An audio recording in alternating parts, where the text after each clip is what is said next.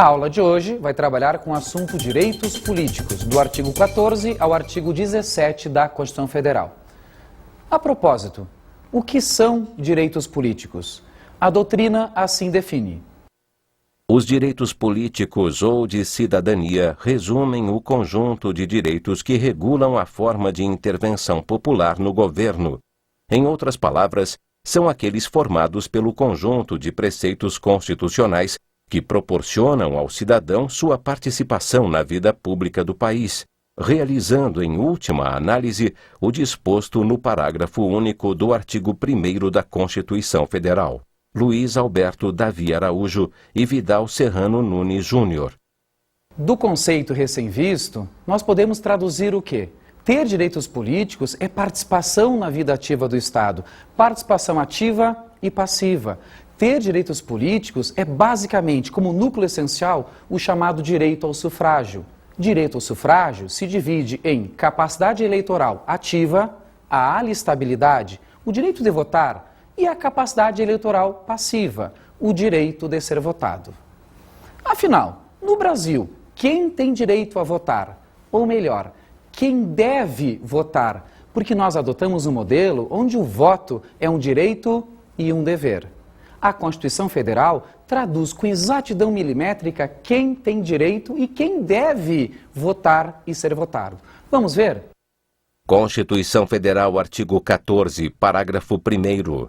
O alistamento eleitoral e o voto são, inciso 1º, obrigatórios para os maiores de 18 anos.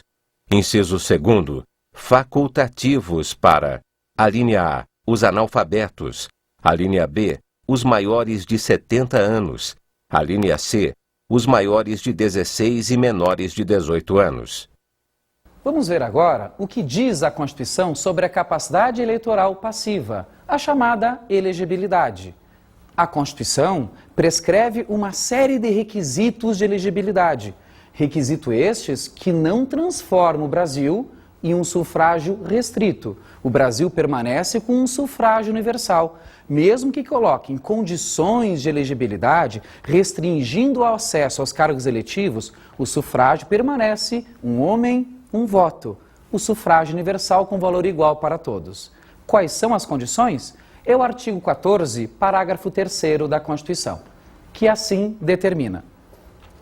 São condições de elegibilidade na forma da lei: a nacionalidade brasileira, o pleno exercício dos direitos políticos, o alistamento eleitoral, o domicílio eleitoral na circunscrição, a filiação partidária e, especialmente pensando no exame de ordem, a idade mínima de... A questão etária no exame de ordem é imprescindível. Estude, memorize quais são as idades mínimas para ter acesso aos cargos eletivos. Vou fazer diferente. Eu vou de baixo para cima, da menor para maior. Vamos tentar? Diz a Constituição que a idade mínima para ser eleito vereador é 18 anos. Subindo, que a idade mínima para ser eleito deputado federal, deputado estadual ou distrital, prefeito, vice-prefeito e juiz é a idade de 21 anos. Subindo, 18, 21, 30 é a idade mínima para ser eleito governador e vice-governador do estado. E por fim, 18, 21, 30, a idade mais elevada, 35. Essa idade é para presidente, vice-presidente e senadores da República. Cuidado! Muitas provas perguntam a idade mínima para ser ministro do Estado, mas fazem a pergunta como condição de elegibilidade. Ei, colega, ministro não é eleito. Ministro é nomeado e demissível ad nutum. Não é um cargo eletivo, em que pese a Constituição exigir 21 anos de idade, 21, isto não é condição de elegibilidade na forma da Constituição. Então, cuidado, 18 para vereador, 21 para deputados, sentido geral, 30 para governador e vice, e 35 para presidente, vice e senadores da República. Sabida toda a ideia da capacidade eleitoral ativa e passiva, a gente terminou de falar sobre os chamados direitos políticos positivos. Aquelas prescrições constitucionais que dizem, tu pode participar da vida do Estado. Vem o tema um pouco mais delicado. Se terminamos direitos políticos positivos, eleger, ser votado, votar, vamos para as chamadas inelegibilidades. Os chamados direitos políticos negativos. Aonde eles estão prescritos? Sempre na Constituição. Estão no artigo 14, nos parágrafos 5º até o parágrafo 9º.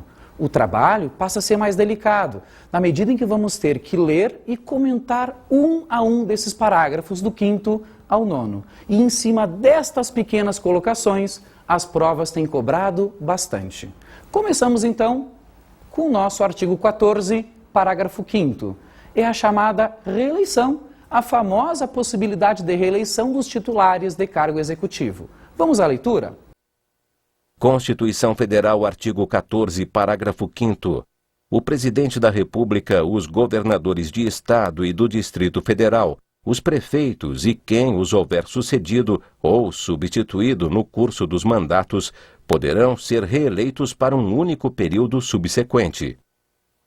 Temos que recordar que até 94 o Brasil não tolerava na Constituição a possibilidade da reeleição de presidente, de prefeitos, de governadores, de titulares de cargos do Poder Executivo. Passou a permitir após a emenda constitucional do ano de 94. E isto causa alguma dúvida que hoje já não existe mais. Qual dúvida? Pode ser o presidente reeleito por diversas vezes? Pode ser o presidente reeleito por 4 mandatos? Pode, desde que não sejam mandatos consecutivos. A leitura do artigo 14, parágrafo 5º é bastante clara ao afirmar para um único período subsequente. Isso significa que se temos hoje um presidente da República, este mesmo presidente pode ser reeleito por um 2º mandato consecutivo, mas não para um 3º mandato consecutivo. Isto é vedado. Todavia, se temos um presidente eleito e ele pode ser reeleito, se ele ficar fora da presidência durante 4 anos, no outro mandato, mais uma vez, ele pode ser presidente. O que não podem são 3 mandatos consecutivos.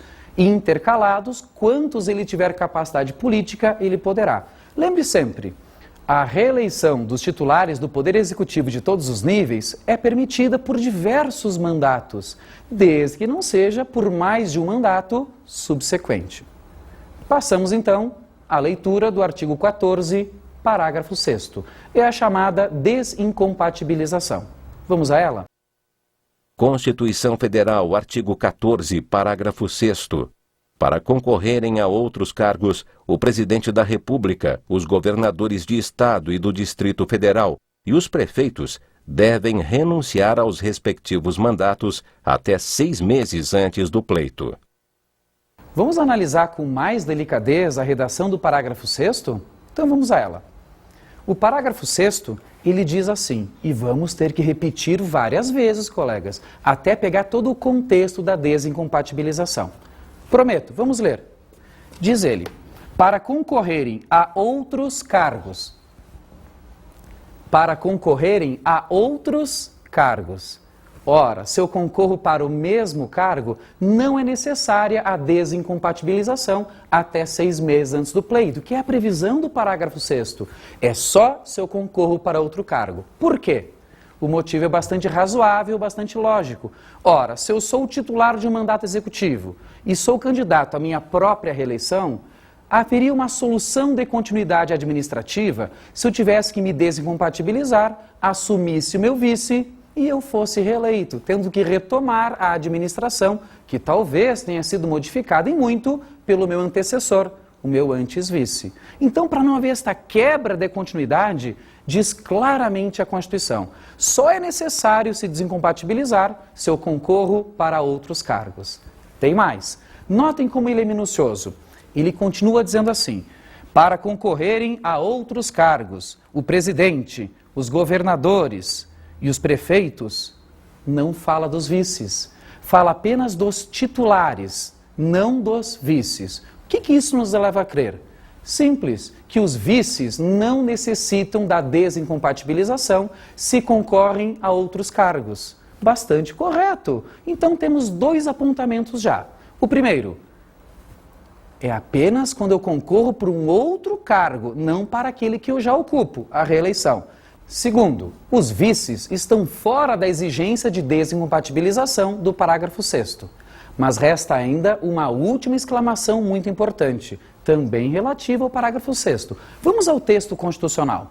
Isto é importante na medida em que é desta leitura que o examinador tira suas questões. Diz o artigo 14, parágrafo 6º. Para concorrerem a outros cargos, o presidente, os governadores de Estado e do Distrito Federal e os prefeitos devem renunciar. A desincompatibilização até 6 meses antes do pleito não é mero afastamento temporário, é renúncia, intransponível, irrevogável. Renunciou, perdeu o mandato. Só por nova eleição fará jus a um novo mandato. Cuidado, são 3 as regras do parágrafo 6º. Primeira regra, é apenas quando eu concorro por um outro cargo, fora a reeleição. Segunda regra, vices, fora. Terceira regra, é por meio de renúncia. Feito isso, vamos para o parágrafo 7º, na sua leitura. Constituição Federal, artigo 14, parágrafo 7º. São inelegíveis no território de jurisdição do titular o cônjuge e os parentes consanguíneos ou afins até o 2º grau ou por adoção do Presidente da República, de governador de Estado ou território, do Distrito Federal, de prefeito ou de quem os haja substituído dentro dos 6 meses anteriores ao pleito, salvo se já titular de mandato eletivo e candidato à reeleição. O parágrafo 7º é a questão da inelegibilidade reflexa pelo parentesco. De todas elas, sem qualquer dúvida, é a que merece maior atenção pela complexidade jurisprudencial. A leitura mostrou que os parentes, sentido geral, inclui ali como se viu cônjuge, inclusive aqueles por adoção, todos aqueles consanguíneos ou afim. Ei, toda parentada, colegas, lembra desta forma, ela é vedada a concorrer aos cargos do titular. Pense comigo, diz a redação, e muito claramente ela diz, que são inelegíveis no território de jurisdição do titular. Há um erro constitucional. Se eu posso dizer desta forma, há um pequeno defeito na nomenclatura, porque diz, são inelegíveis no território de jurisdição do titular. Ora, quem tem cargo eletivo não possui jurisdição, isto sim, circunscrição. Então, cuide na tua prova, por favor. Quando se colocar na jurisdição, não é pega-ratão. A própria Constituição disse que são inelegíveis no território de jurisdição do titular. Os parentes, consanguíneos e afins e cônjuge. Jurisdição, jurisdição. Quando queriam dizer circunscrição. Mais do que isso, é o significado de tudo. Se o Piva foi eleito presidente da República, qual é a minha circunscrição? Desculpe, a minha jurisdição. A minha jurisdição é todo o território nacional. Consequência da regra do parágrafo 7º, com a minha eleição como presidente, nenhum dos meus parentes, inclusive cônjuge, pode se candidatar ao meu cargo de presidente e a mais nenhum cargo eletivo do país, enquanto eu for presidente. Por isso se chama inelegibilidade reflexa. Pesada, né? Rígida, não? Essa é a ideia, é o aspecto da moralidade. Se quis, com tal regra, impedir que os titulares usassem o seu poder para a eleição dos seus parentes. Mais do que isso, a leitura do parágrafo 7º nos impõe que, se fui eleito governador de estado, do Paraná, do Rio Grande do Sul, de qualquer estado, com a minha eleição, todos os meus parentes, inclusive cônjuge, consanguíneos e afim, até o 2º grau, inclusive por adoção, ficam impedidos de se candidatar ao meu cargo de governador e a todos os cargos de minha circunscrição, que é o estado do Paraná, é o estado do Rio Grande do Sul, é aquele estado respectivo onde fui eleito. Este é um problema da própria jurisprudência. Ela teve que resolver o quê? Quais são os demais cargos da minha circunscrição de governador de estado? Ora, temos que pensar no vice-governador, temos que pensar em deputado estadual e temos que pensar em prefeito, vice e vereadores. Todos são os demais cargos da minha circunscrição, o estado do Paraná, o estado do Rio Grande do Sul, o estado do Pará. Pergunto, será que eleito governador eu também vou impedir que os meus parentes se candidatem a deputado federal e a senador? A resposta é positiva, porque a ideia da inelegibilidade reflexa é justamente, como se disse, impedir que o titular do cargo use o poder com aqueles eleitores que estão sujeitos a ele. Pergunta-se, qual é o corpo eleitoral que elege um governador? O Estado. Qual é o corpo eleitoral que elege um senador? O Estado. Então são eleitores sujeitos à mesma coação política daquele titular, à mesma influência. Por isso que também deputados federais e senadores ficam impedidos de se candidatar e se eleger com a eleição do seu parente como governador do estado. Regra rígida, tanto quanto é rígida a regra para quem foi eleito presidente. Finalizando, se eleito prefeito municipal, na minha circunscrição, a expressão está dita jurisdição, não esqueçam. Na minha circunscrição, os meus parentes, consanguíneos ou afim, até segundo grau, mesmo por adoção, não podem se candidatar ao meu cargo de prefeito, ao cargo de vice e a nenhum cargo de vereador desse país. Esta é uma ideia ainda inicial, porque temos dilemas a resolver sobre o parágrafo 7º.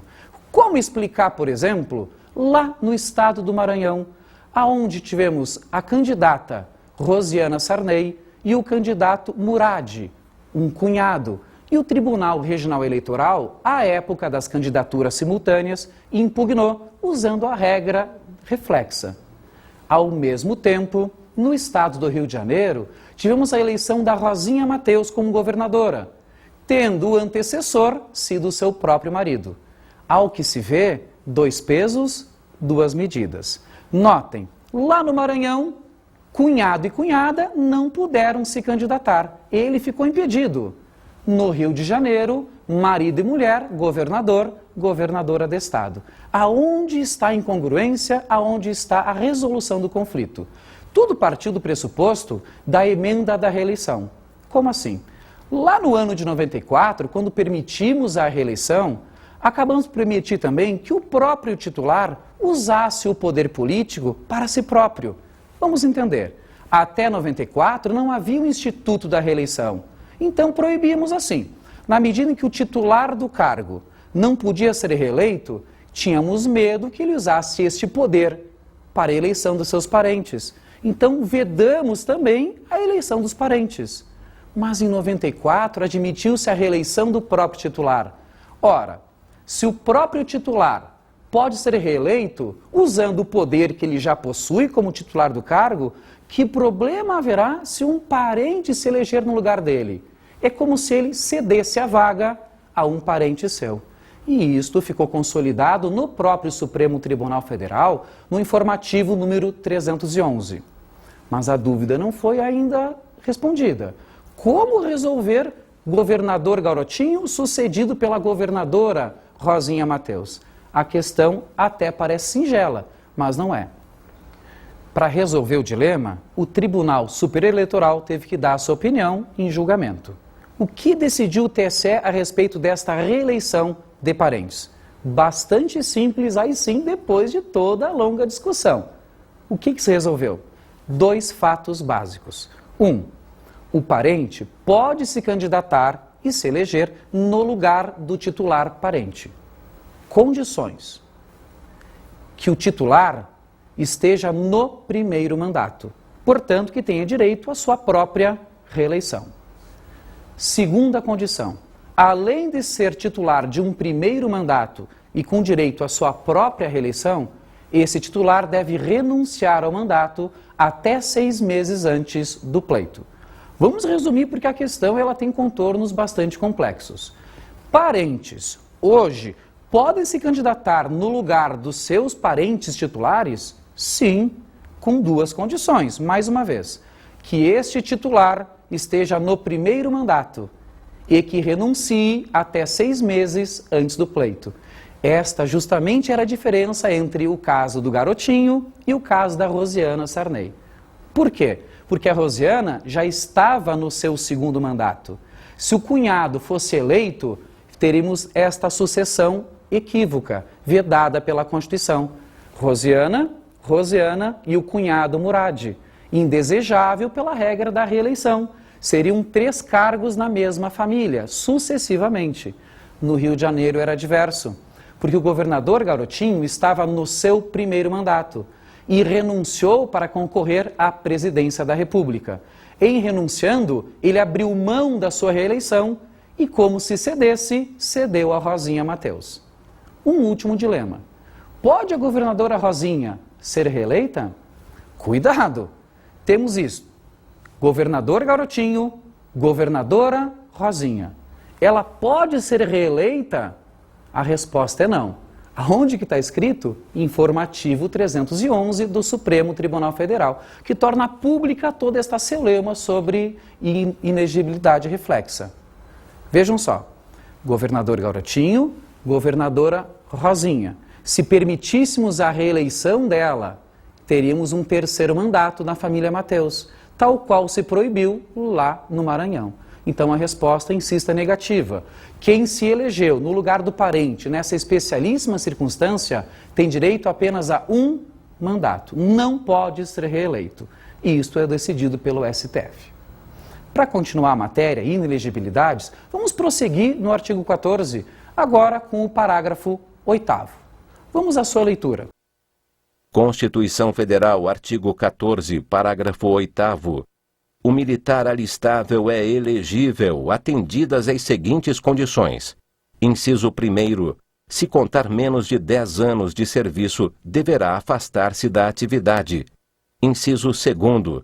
Se contar mais de 10 anos de serviço, será agregado pela autoridade superior e, se eleito, passará automaticamente no ato da diplomação para a inatividade.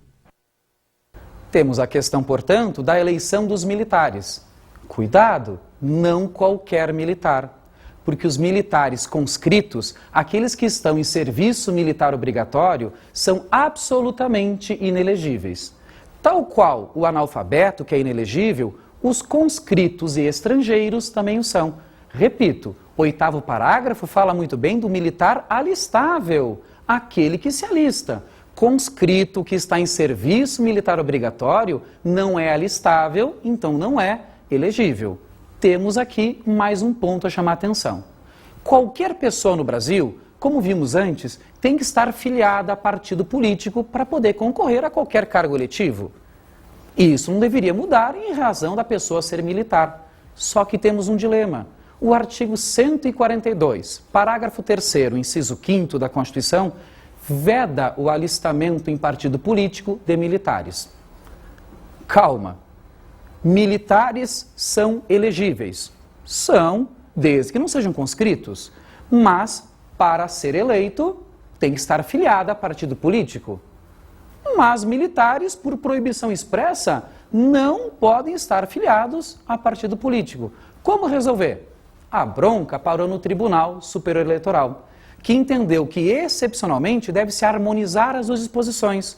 A que determina o alistamento no partido político, a filiação partidária, e aquela que proíbe a filiação partidária. Como? Bastante simples, em que pese não ser textual da nossa Constituição. Ao militar alistável, não será exigido o requisito filiação partidária. Bastará que ele autorize o seu partido político que inscreva seu nome como candidato.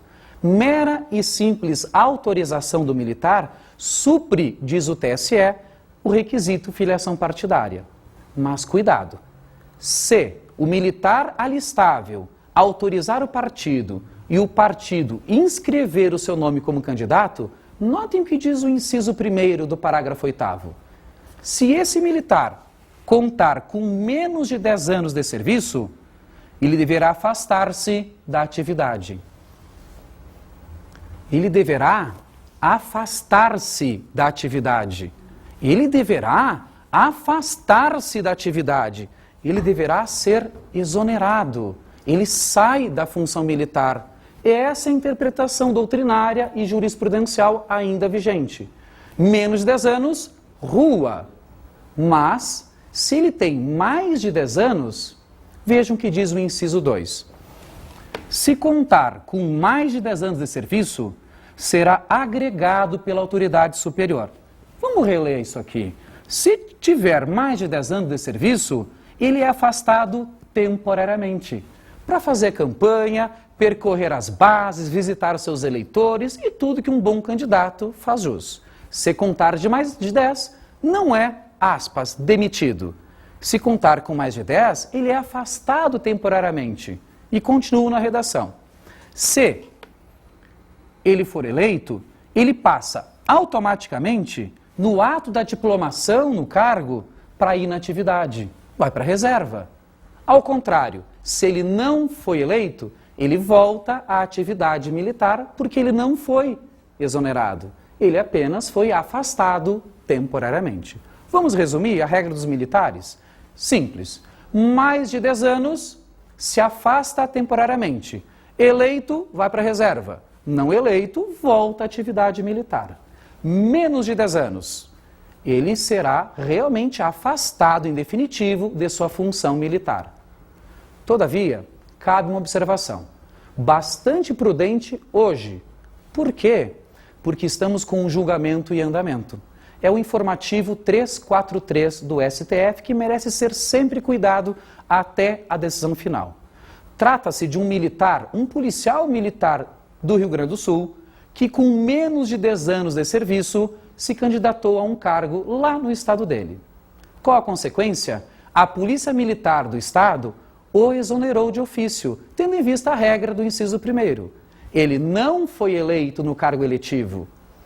Consequência, ele buscou a justiça do seu estado em primeiro grau e ganhou.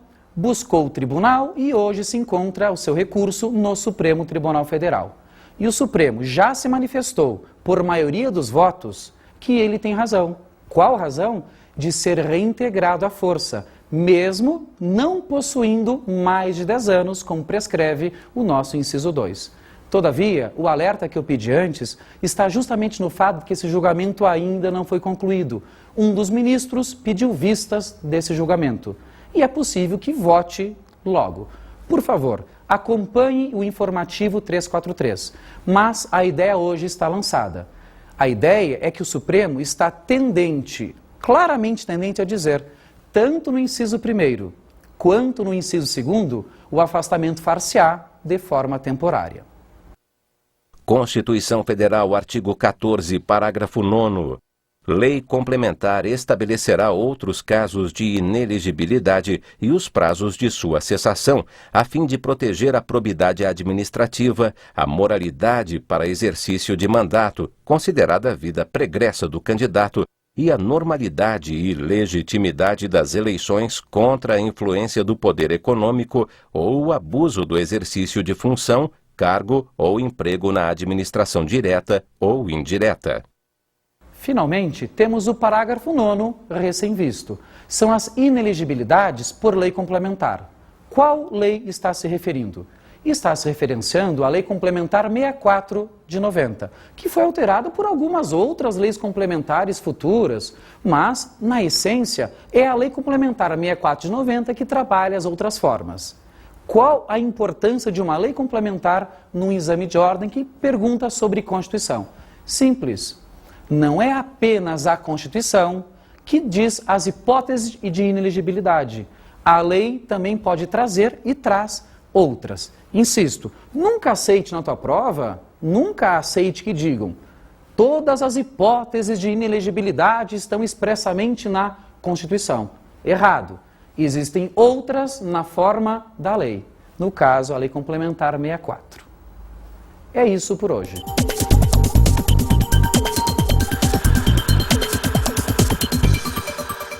A dica de hoje, inicialmente, não tem muita relação com a matéria ministrada na aula de hoje. É basicamente um apelo que vocês não mistifiquem o exame de ordem, como muitos dizem. Ele não é tão difícil como se diz, então basta estudar. Por falar em estudo, vamos chamar a atenção de 2 pontos cruciais sobre direitos políticos. O primeiro é a questão das idades mínimas, de 18, 21, 30 e 35 para os cargos eletivos. Memorize como pedimos antes. Segundo, acompanhe a jurisprudência do Supremo quanto à questão dos militares. O informativo 343.